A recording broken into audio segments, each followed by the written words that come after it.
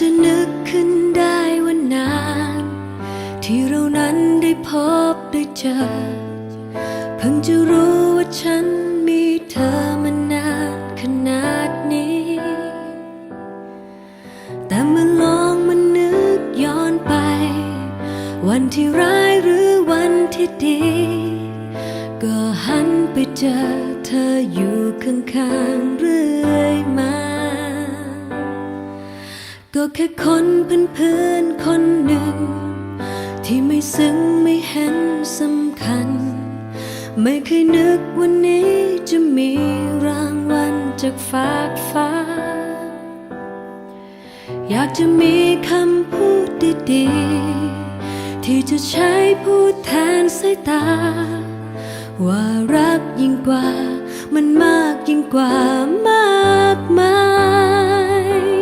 เพราะมีเธอ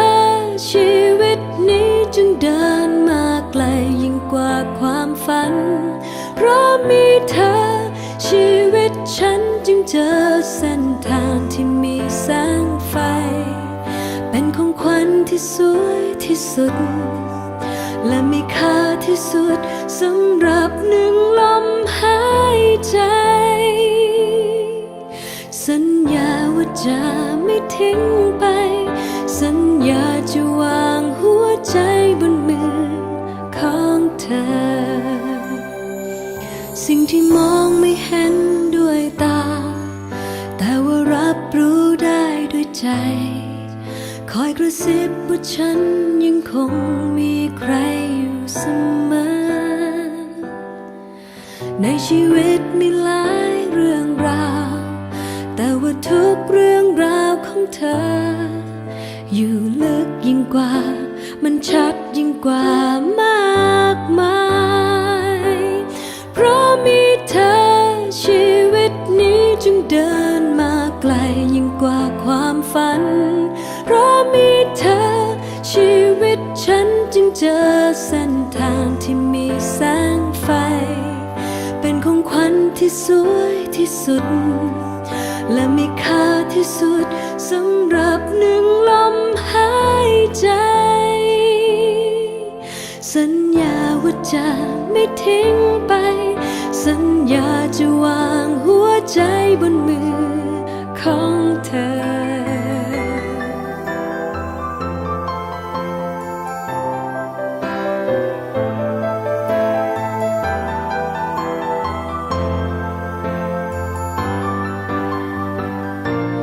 ความทรงจำยังคงงดงามแม้เนิ่นนานและไม่มีวันจากเราไปไหนเพราะมีเธอ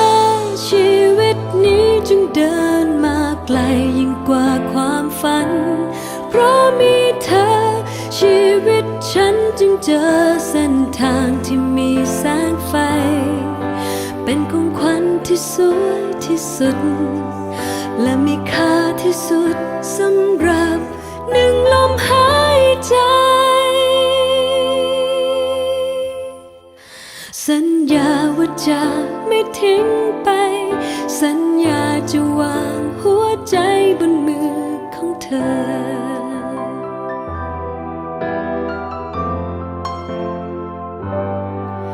ทุกวันที่ผ่านพ้นไป